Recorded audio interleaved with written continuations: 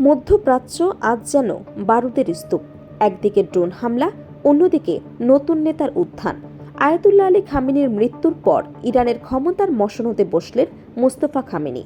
কিন্তু প্রশ্ন হচ্ছে, এটি কি শুধু ক্ষমতার পরিবর্তন, নাকি শুরু হতে যাচ্ছে আরও বড় কোনো সংঘাতের অধ্যায়? কারণ প্রবাদে আছে, ঝড়ের আগে আকাশ সবসময় শান্তই থাকে। ভয়াবহ সংঘাত, রক্তক্ষয়ী বিমান হামলা আর চরম অনিশ্চয়তার মাঝে সবশেষে নতুন নেতার নাম ঘোষণা করল ইরান। তেহরানের আকাশে যখন যুদ্ধের কালো ধোঁয়া ভেসে বেড়াচ্ছে, ঠিক তখনই দেশটির সর্বোচ্চ ধর্মীয় নেতা হিসেবে স্থলাভিষিক্ত হলেন মোস্তফা খামেনি। এই ঘোষণার পর থেকেই আন্তর্জাতিক রাজনীতিতে শুরু হয়েছে নতুন আলোচনা এবং উত্তেজনা। গত 28 ফেব্রুয়ারি তেহরানে ঘটে যায় এক ভয়াবহ ঘটনা। ড্রোন ও বিমান হামলায় কেঁপে ওঠে পুরো রাজধানী। সেই হামলায় নিহত হন ইরানের দীর্ঘ সময়ের প্রভাবশালী নেতা আয়াতুল্লাহ আলী খামেনি। হামলাটিকে অনেকেই আমেরিকা ও ইসরায়েলের যৌথ সামরিক অভিযান হিসেবে উল্লেখ করছেন। শুধু খামেনি নয়, ওই হামলায় প্রাণ হারান বহু সাধারণ মানুষও। নিহতদের মধ্যে 165 জন স্কুল ছাত্রী থাকার খবর ইরানের জনমনে গভীর ক্ষোভ ও শোকের জন্ম দিয়েছে। অনেক বিশ্লেষক বলছেন, এই ঘটনাই মধ্যপ্রাচ্যের রাজনীতিকে নতুন করে অস্থির করে তুলেছে। বাবার মৃত্যুর মাত্র 9 দিনের মাথায় জরুরি বৈঠকে বসে ইরানের ক্ষমতাধর পরিষদ অ্যাসেম্বলি অব এক্সপার্টস।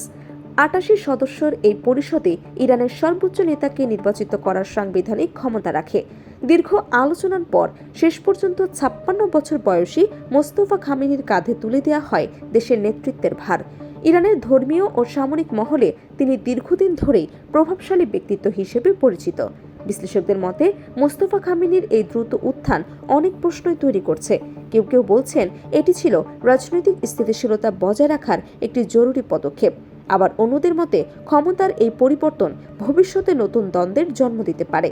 কারণ মধ্যপ্রাচ্যের রাজনীতিতে ক্ষমতার প্রতিটি পরিবর্তনই নতুন সমীকরণ তৈরি করে।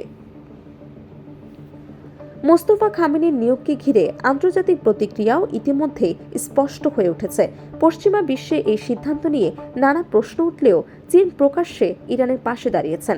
বেইজিং জানিয়েছে, এই নিয়োগ সম্পূর্ণভাবে ইরানের সংবিধান অনুযায়ী হয়েছে এবং এতে বাইরের কোনো দেশের হস্তক্ষেপ গ্রহণযোগ্য নয়। চীনের পররাষ্ট্র মন্ত্রণালয় স্পষ্ট ভাষায় বলেছে, একটি সার্বভৌমত্ব রাষ্ট্রের অভ্যন্তরীণ বিষয়ে বাইরের চাপ সৃষ্টি করা আন্তর্জাতিক নীতির পরিপন্থী। অন্যদিকে যুক্তরাষ্ট্রের পক্ষ থেকে এসেছে ভিন্ন সুর। মার্কিন প্রেসিডেন্ট ডোনাল্ড ট্রাম্পের বক্তব্যে মন্তব্য করেছেন, তার প্রশাসনের সমর্থন ছাড়া নতুন এই নেতৃত্ব বেশি দিন টিকবে না। ট্রাম্পের এই মন্তব্য আন্তর্জাতিক কূটনৈতিক অঙ্গনে নতুন বিতর্কের জন্ম দিয়েছে। জবাবে চীনের পররাষ্ট্র মন্ত্রণালয়ের মুখপাত্র গু ও জিয়াকুন বলেছেন, কোনো দেশের অভ্যন্তরীণ নেতৃত্ব নির্বাচন নিয়ে বাইরের চাপ সৃষ্টি করা গ্রহণযোগ্য নয়। এই ক্ষমতার পরিবর্তনের পর পরিস্থিতি আরও উত্তপ্ত হয়ে উঠেছে বলে মনে করছেন বিশ্লেষকরা। সাম্প্রতিক কয়েকদিন ইরান পাল্টা ড্রোন ও মিসাইল হামলা চালিয়েছে বলে বিভিন্ন আন্তর্জাতিক গণমাধ্যমে খবর প্রকাশ করেছে। এই হামলায় ইসরায়েল এবং উপসাগরীয় অঞ্চলে অবস্থিত একাধিক মার্কিন সামরিক ঘাঁটি লক্ষ্যবস্তু হয়েছে বলে দাবি করা হচ্ছে। ফলে পুরো মধ্যপ্রাচ্যে এখন যেন অস্থির সময়ের ভেতর দিয়ে পার করছে। কেউ কেউ বলছেন, অঞ্চলটি এখন একটি সুপ্ত আগ্নেয়গিরির মতো, যা যে কোনো মুহূর্তে বিস্ফোরিত হতে পারে। যুদ্ধের এই উত্তেজনায় সবচেয়ে বেশি ক্ষতিগ্রস্ত হচ্ছে সাধারণ মানুষ। প্রাণহানি, ধ্বংস এবং অনিশ্চয়তার মধ্যেই দিন কাটাচ্ছে হাজারো পরিবার। চীন ইতিমধ্যেই এই সংঘাত বন্ধ করে আলোচনার মাধ্যমে সমাধানের আহ্বান জানিয়েছে। বেইজিংয়ের মতে, হামলা আর পাল্টা হামলা কখনো স্থায়ী সমাধান এনে দিতে পারে না, বরং আঞ্চলিক স্থিতিশীলতা ও কূটনৈতিক আলোচনায় এখন সবচেয়ে গুরুত্বপূর্ণ।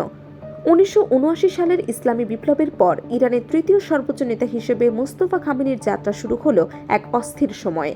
সামনে রয়েছে আন্তর্জাতিক চাপ, অর্থনৈতিক অবরোধ এবং আঞ্চলিক উত্তেজনার মতো বড় বড় চ্যালেঞ্জ। এখন প্রশ্ন উঠছে, তিনি কি পারবে এই সংকটময় সময়ে ইরানকে স্থিতিশীলতার পথে নিয়ে যেতে, নাকি মধ্যপ্রাচ্যের এই আগুন আরও বড় সংঘাতের রূপ নিয়ে বিশ্ব রাজনীতিকে নতুন করে নাড়া দেবে? উত্তর হয়তো সময় দেবে।